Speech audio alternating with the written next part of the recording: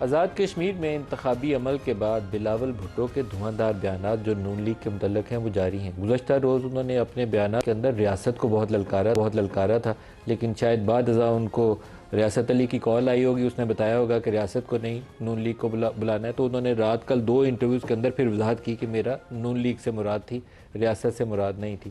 تو لیکن آج بھی انہوں نے نواز شریف صاحب کی IJI کے زمانے سے جو پالیٹکس کا آغاز ہے وہاں سے آغاز کیا ہے، اور 2024 کے اندر جو الیکشن ہے جسے PTI والے فارم 47 کی حکومت کہتے ہیں، آج بلاول نے بھی اس کو فارم 47 کی حکومت ہی قرار دیا۔ بلاول خود بھی اسی انتخابی عمل سے جیت کر آگے ہیں، لیکن بہت سے جو پولیٹیکل اینالسٹ ہیں ان کا خیال یہ ہے کہ یہ جو بلاول جو کچھ کہہ رہے ہیں، ایک تو وہ پولیٹیکلی بہت ارریلیونٹ ہے، شاید اپنی ریلیونس بلانے کے لیے کچھ نہ کچھ ان کو سیاسی طور پر ایکٹیو کر کے ثابت کرنا چاہ رہے ہیں کہ میں ہوں، پاکستان پیپلز پارٹی میٹر کرتی ہے، لیکن محرک یہ نہیں ہے کہ بلاول نے خود کو ریلیونٹ ثابت کرنا ہے، بلکہ محرک اس کا یہ ہو سکتا ہے ممکنہ طور پر کہ راولہ کوٹ اور میرپور میں جو کچھ ہو رہا ہے اس سے توجہ ہٹانے کے لیے اس سے بہترین بات ہی کوئی نہیں ہے کہ ایک دھواں دار تقریر کی جائے اور وہ کہیں نو نواز شریف تجھے چھوڑیں گے نہیں، تو ہے ہی اسٹیبلشمنٹ کا چمچہ، اور وہاں سے مریم اٹھیں اور وہ کہیں کہ باریک وارداتیں ہیں تو بلاول کرتا ہے اور پیپلز پارٹی کرتی ہے، ہم تو یہ کرتے ہی نہیں ہیں۔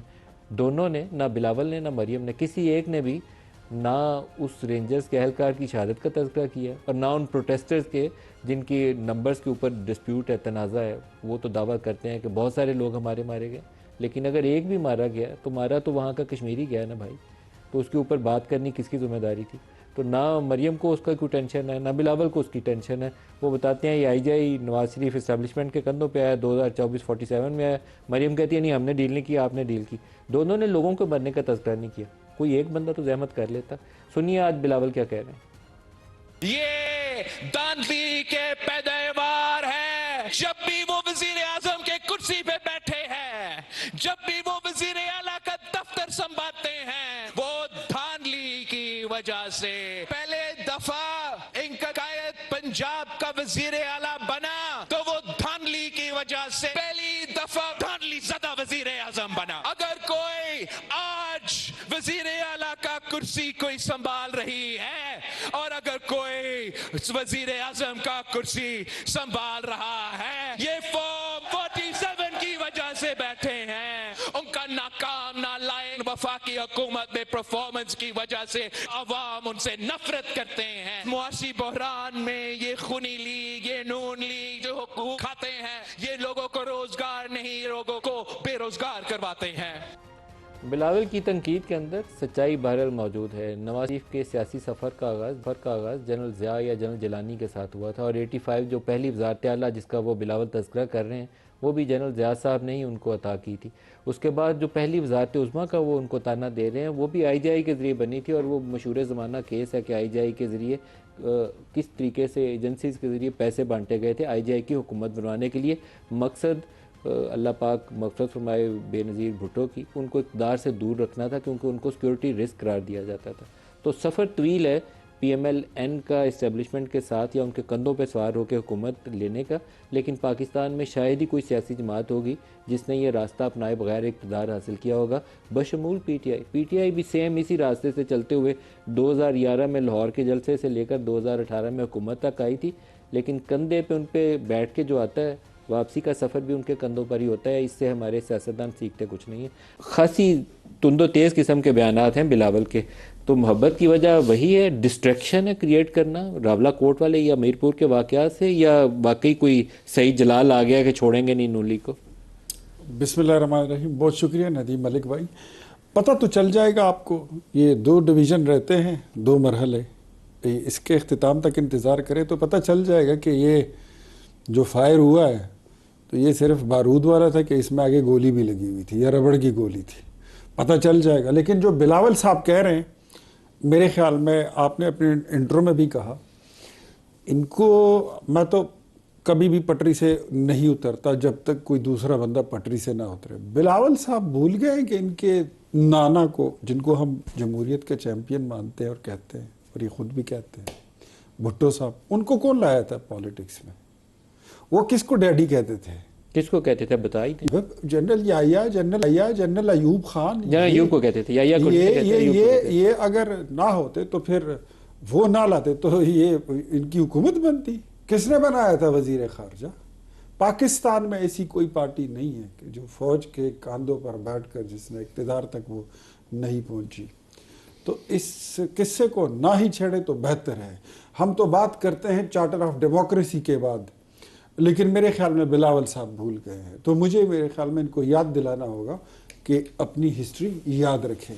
راولہ کوٹ کی بات کریں، میرپور کی بات کریں، تو آج آپ وہی کچھ کہہ رہے ہیں. کل آپ کا جو ورکر کنونشن تھا تو سامنے ایسا لگ رہا تھا، تصویر جو تھی تو وہ بلاول کی نظر آ رہی تھی، لیکن پیچھے جو آواز آ رہی تھی وہ جیک کی آ رہی تھی. پیچھے تو ایک جھنڈا میں نے دیکھا جو پیپلز پارٹی کا لگا ہوا تھا، لیکن ایسا لگ رہا تھا کہ ایجنڈا شاید جیک کا تھا. مہاجرین کی 12-13 نشستیں جو جیک سے ہضم نہیں ہو رہی تھی، ورنہ ہم نے تو ان کو انگیج کر کے بٹھا کے ان کی 38 نکاتی ایجنڈے کو اور مطالبات کو ہم نے تسلیم کر لیا. ایک چیز جو بظاہر پاکستان پیپلز پارٹی نہیں بولتی تھی، اور یہ لوگ کہتے تھے کہ نہیں مہاجرین کی نشستوں پر یہ خاموش ہو جاتے تھے، آج یہ وہی کچھ بول رہے ہیں جو جیک بول رہی ہے. کشمیر ایکشن کمیٹی مینز تو اب یہ سلسلہ میں تو اس کو اسی طرح دیکھ رہا ہوں کہ بلاول صاحب کی وہاں پر حکومت تھی، ان کے جو وزیر اعظم ہیں فیصل ممتاز راٹھور، انہوں نے وہاں کے جو جوائنٹ ایکشن کمیٹی کا دھرنا تھا، جو انتشار تھا، اس کو فیسیلیٹیٹ بھی کیا ہوگا، اس کو فنڈز بھی دیے ہوں گے، اور اس میں ان کی من مرضی بھی شامل تھی. جہاں پر الیکشن کی بات ہے تو یار تھوڑا سا حوصلہ کریں، تھوڑا سا دل بڑا کریں. یہی الیکشن کمیشن جب جی بی میں الیکشن کنڈکٹ کراتا ہے تو اور آپ جیتے ہیں تو ٹھیک ہے، اور یہی الیکشن کمیشن کشمیر میں الیکشن کرائے تو آپ کو اس پہ آپ جب ہار جاتے ہیں تو آپ کو اعتراض ہے. تو یہ ڈبل سٹینڈرڈ ہے.